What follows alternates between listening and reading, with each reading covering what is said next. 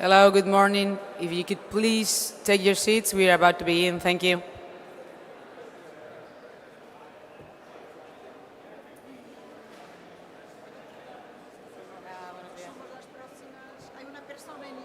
Sí, sí, me han dicho.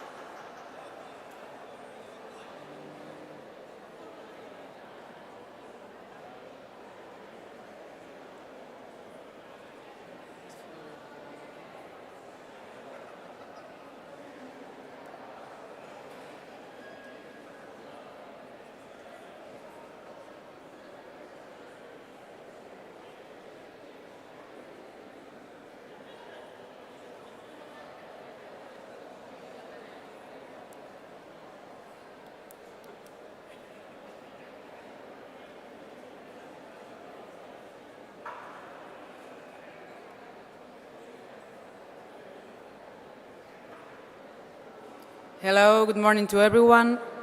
Welcome to the last day of the annual conference. Before we wrap up, we still have a few more sessions, and we are starting today with an interview from Mrs. Teresa Moreira from UNCTAD, Mr. Mahmoud Momtaz, Chair of the Egyptian Competition Authority, which will be joining online, and Mrs. Jia Lunjen, Commissioner of the Taiwan Fair Trade Commission. Thank you very much. I hope you can hear me well. Well, I'm Teresa Moreira, the head of the Competition and Consumer Policies branch of UNCTAD, the United Nations Conference on Trade and Development, and I'm privileged to have the opportunity to interview two very experienced colleagues from competition authorities. So Dr. Mahmoud Momtaz, the head of the Egyptian Competition Authority. Good morning, Mahmoud. Good to see you, even though only online. And Ms. Yalun Yang, Commissioner of the Taiwan Fair Trade Commission. So I would like to start with Mahmoud and ask him how has the Egyptian Competition Authority handled the challenges brought by the continuing cost of living crisis. So could you share with us what kind of actions, initiatives, decisions have you taken on this issue? Over to you. Thank you so much, Teresa. It's a pleasure to be with you, and good morning to everyone, and thank you for having me. I wish to be there in person, but unfortunately it was not possible. So to get right away to your question, the ECA have worked in different modes. So first of all, we set priorities of 3 sectors, which are food, healthcare, and education. These are the main sectors that we focused on. Second, we focused on enforcement and equally focused on policy and advocacy and what we call competitive neutrality. Because in these times of crisis, a lot of governmental decisions also come into place, and that's why you should make sure that these governmental decisions will not distort the market on a medium and long term. And from that perspective, on the enforcement, we focused on monitoring markets, and here we established a new department which is called the Economic Intelligence Department, focuses on monitoring market and see what's happening in those markets. Also, we established another department which is the bid rigging department to make sure that the government spending is not kind of inflated also due to bid rigging practices or anti-competitive practices.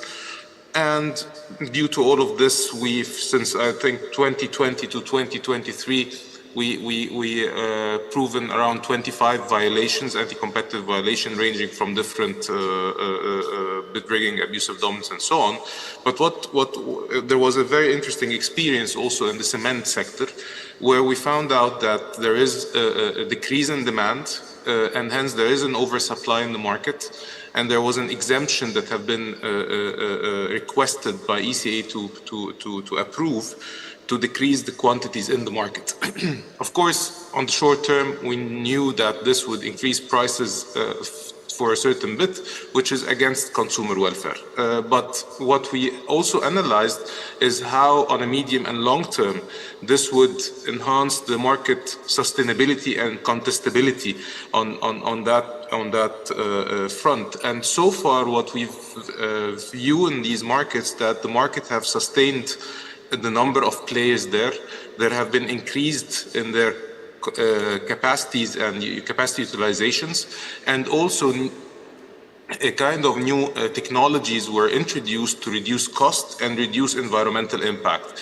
So from our small experience, I think these are the main highlights, if I say, because I know we're tight on time. These are the main highlights that we looked into the different crises that we've been going through since 2020 until today. Thank you so much. Thank you very much. So let me just underline well, the food sector, something that we have just discussed. It will be a special project of the ICN, extremely important, of course, across the world, but in particular for developing countries. The competitive neutrality initiatives, which I think are quite interesting and really important for the region and for all your partners, and this interesting cement case. But now I would like to hear from Yalung, also from your experience in Taiwan. What can you tell us about your actions to harness, let's say, the negative impact of the cost of living crisis? Over to you.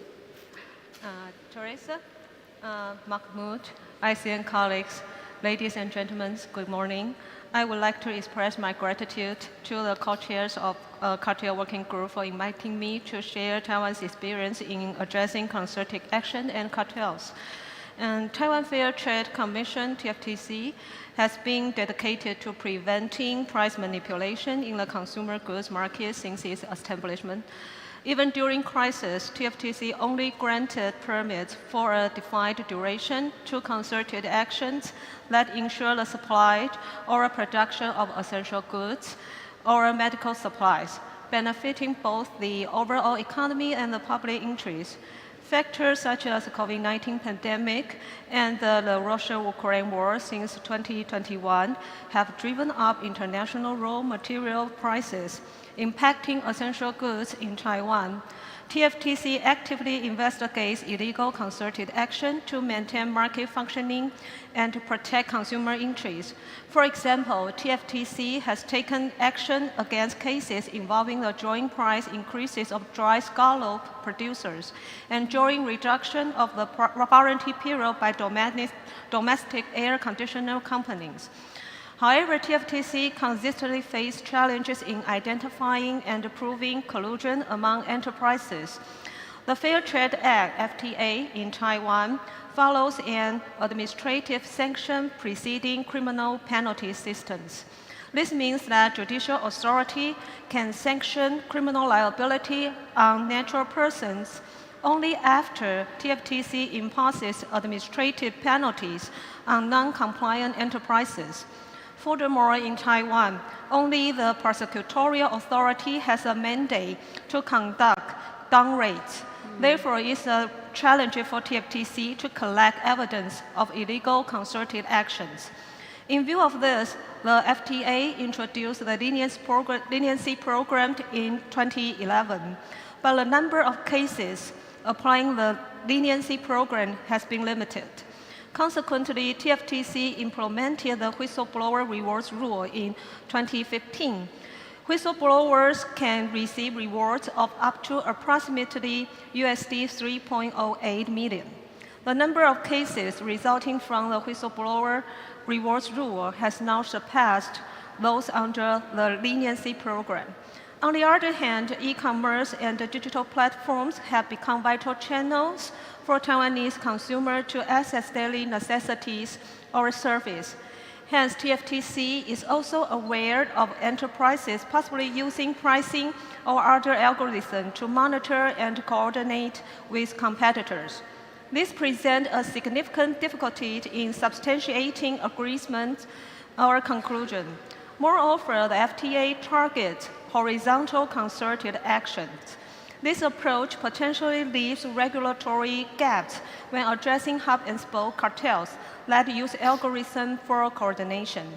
TFTC is taking steps to enhance its market research and industry studies and collaborating with external technical experts. Additionally, TFTC is planning to amend the FTA to incorporate hub-and-spoke cartels into the provisions and bolster TFTC's investigation power. In conclusion, I appreciate the opportunity to share TFTC's experience in addressing cartel enforcement amid the challenges posed by the turbulent global economic landscape and the technological advancement. Thank you. Thank you. Also interesting to hear about your action in what concerns, let's say, disruptive and anti-competitive practices in regarding key consumer goods, the interesting leniency developments, and what you mentioned about the digital platforms.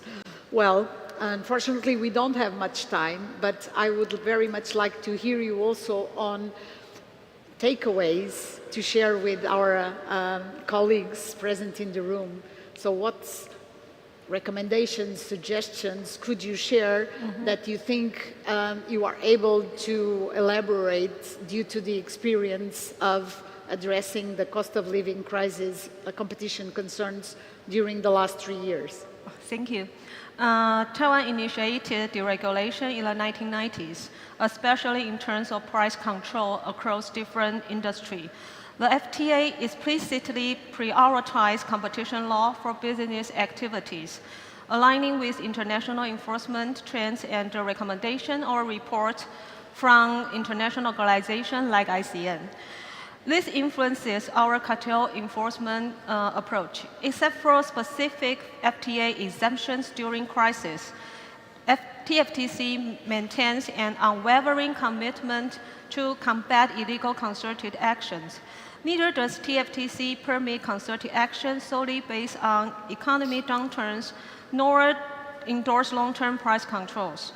TFTC takes various measures, including higher fines, leniency program, and the whistleblower rewards rule.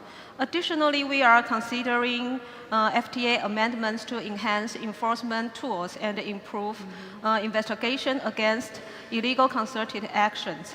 Based on our experience, we recommend prioritizing competition laws and fortifying enforcement capability to address technological changes and evolving business models. Thank you. Thank you. Clearly, we have been observing a number of legislative amendments and adjustments, namely because of the challenges brought by digital ecosystems. But also, I think it was interesting to hear about the, let's say, the renewed use of some of the existing tools like the market studies and inquiries. Thank you very much. Mahmoud, what about you? What could you share with us that you believe was, let's say, the findings, the conclusions of the experience of addressing the cost of living crisis, competition concerns in the last 3 years? Please. I think there's one thing is basically focusing on the prioritized sectors by putting in place the right people. When I talk about the Economic Intelligence Department, for example, the usual thinking was economists, lawyers. Now data scientists also are very helpful in how to dig into these numbers and to analyze these factors. So what I would say is, to be more dynamic as an agency, be more flexible, sometimes stretch your mandate to advise others on competition policy matters in government.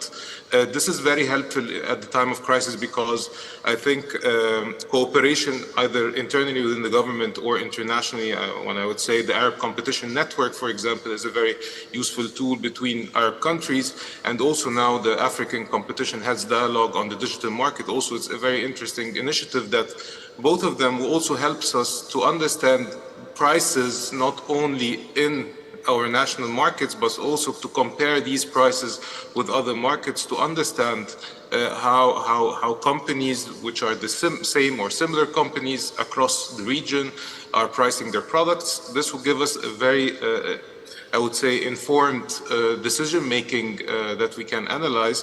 And that's why I believe focusing on competition policy, focusing on market monitoring, and at the end, starting your investigation based on these information produced from these departments were a key for our, I would say, success in this period. Thank you so much.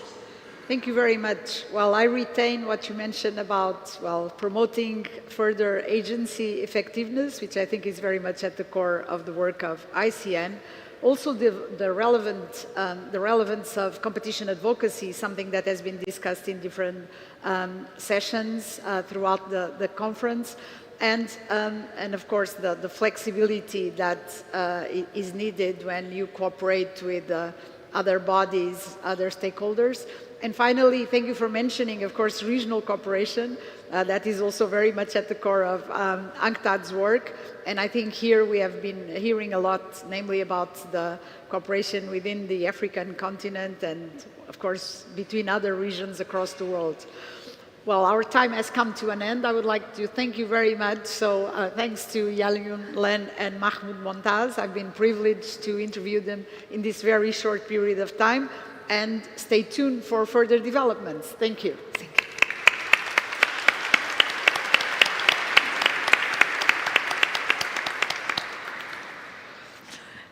Okay, I think we even finished earlier.